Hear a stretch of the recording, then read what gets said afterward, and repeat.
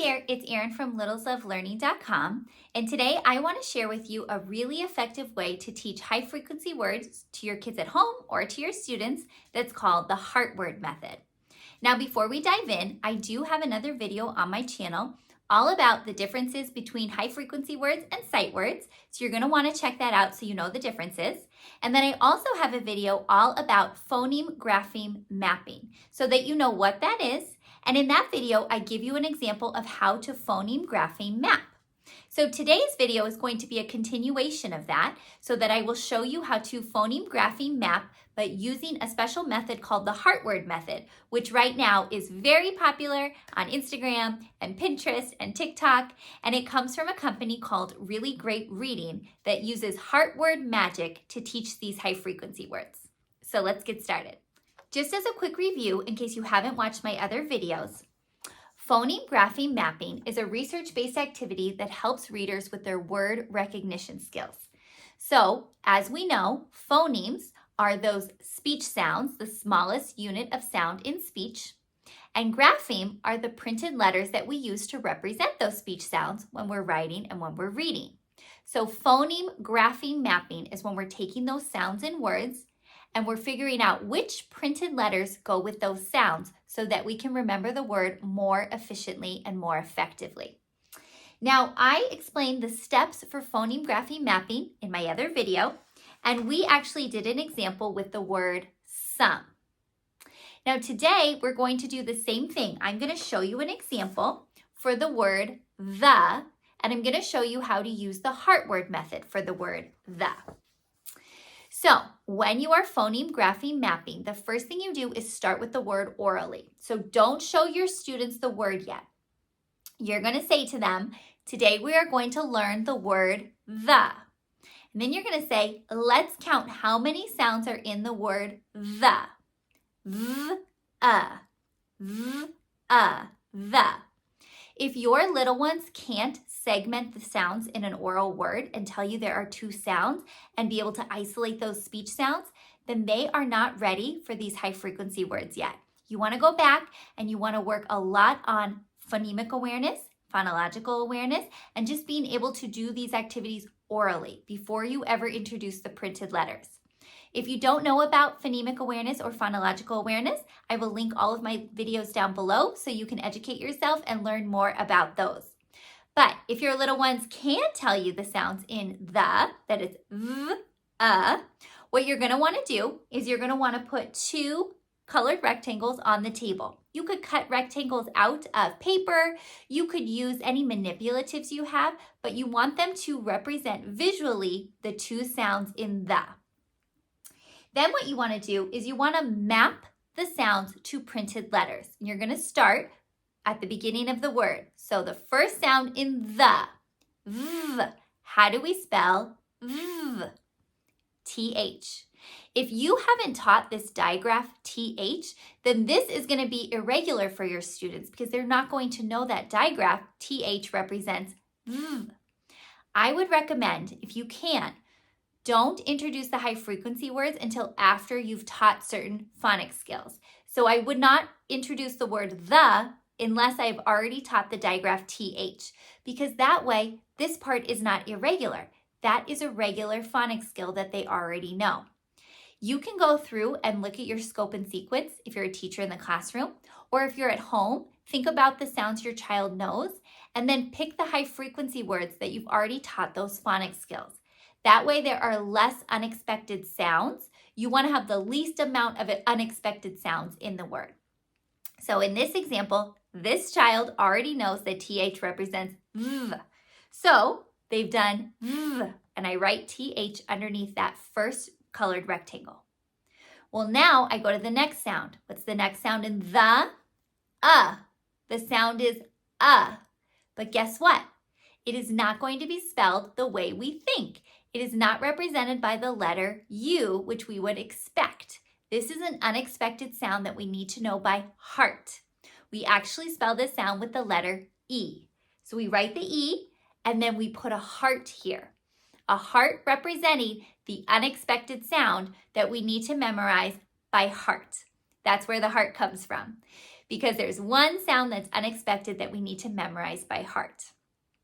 Now, some people have said, wait, how is this different from having my child memorize the whole word? I'm still telling them that they have to memorize this part by heart because it's unexpected.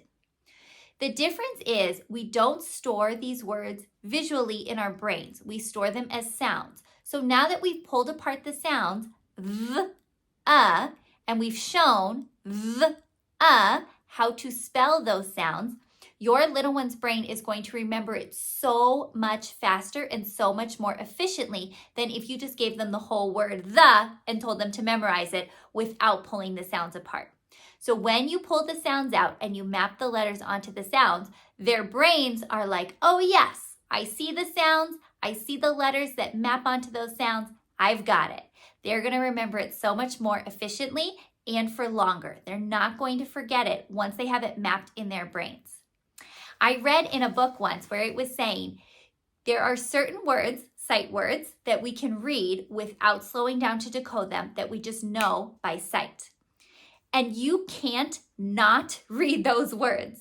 Have you ever tried to not read a sign when you're driving by or words in a book? You can't not do it. If you know the word, of course, your brain is going to recognize it and read it. So that's kind of what happens when we phoneme-grapheme map these high frequency words. They get stored so permanently in our child's brain that they can't not read the word. Even if they tried, they're going to know that word by sight. So now I'm going to show you an example of a 4-year-old who is phoneme-grapheme mapping a high frequency word that has an unexpected sound. So you can see how he is able to map the expected sounds and then determine the unexpected sound. We talk about how it's spelled, and then we put that heart above it because that's the part we need to memorize by heart. Now, after you teach words like this, you can print out word cards for your little ones to practice these words, and you can actually include the heart above the unexpected sound. That way, it gives their brain a little reminder that all of these other sounds, they can decode just like a normal word, and then the one with the heart, they have to trigger their brain. That is an unexpected sound. What is that sound again? So that they're able to read the word. You could do it like this, but you can also include the sound dots at the bottom if you want them to touch and say the sound to make it multisensory and make sure that they're actually understanding each of the sounds in the word and how to spell those sounds. So let's watch the video and see how this little one does. Word is from. From. Good. What's the first sound? How do we spell it? F. Good. What's the next sound? R. How do we spell it? R. You did lowercase. You did lowercase. Good. What's the third sound?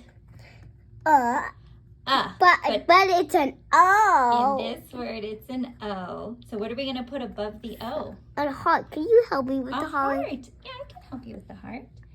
Because this is the part we need to remember by heart. Hey, Mom, can you color it? I need to color it in. Good job. All right, let's go back to our sounds. What's the last sound in from? Very nice. Okay, so tap the sound so you can read the word. From. So I hope that video really demonstrated why it's so crucial for our little ones to have a strong foundation in the phonemes and graphemes before we ever get to high frequency words.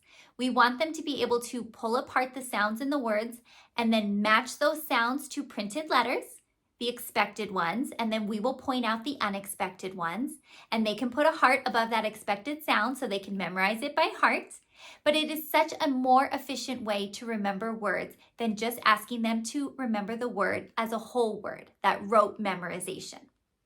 Now, when we do these phoneme-grapheme mapping activities, we are actually promoting something called orthographic mapping, which is an invisible mental process that happens in our students' brains where they're able to more efficiently map the sounds of these words and then store them in their permanent memory.